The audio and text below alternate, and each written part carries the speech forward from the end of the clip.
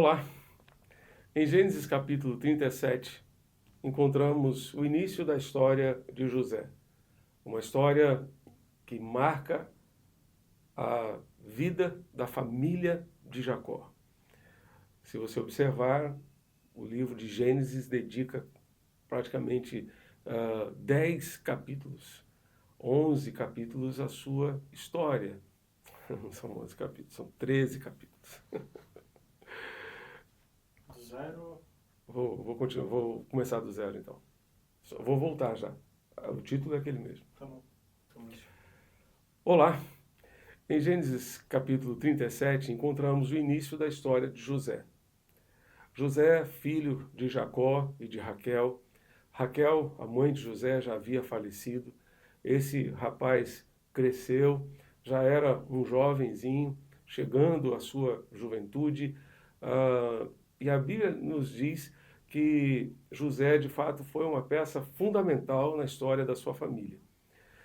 Se você observar, a Bíblia separa no livro de Gênesis 13 capítulos para contar a história de José e da sua família.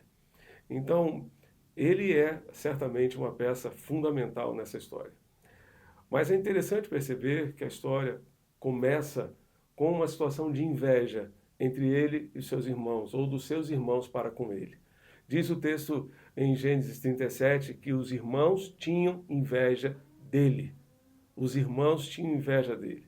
É bem verdade que Jacó contribuiu para essa situação.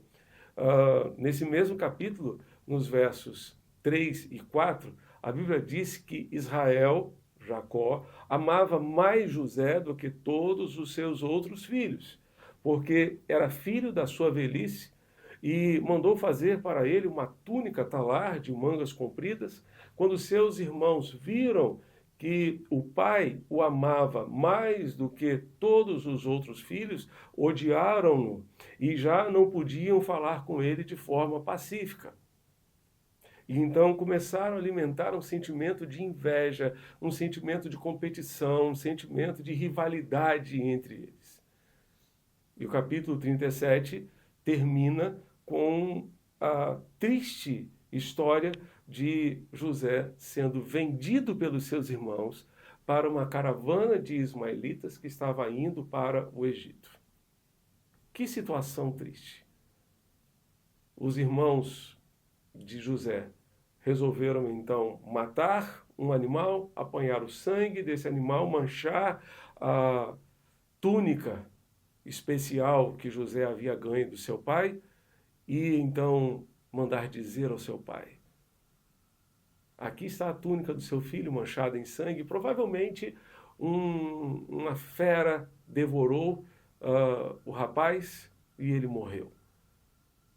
Então, uma inveja para encobrir uma mentira, uma inveja que provoca um ato de violência dos irmãos para com o seu irmão, a ponto de vendê-lo como um escravo para uma caravana que ia para o Egito.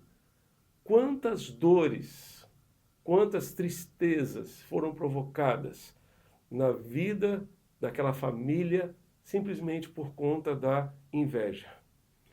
A inveja certamente causa danos terríveis e, infelizmente, às vezes irreparáveis às famílias, às pessoas, no trabalho, no local de trabalho, muito comum.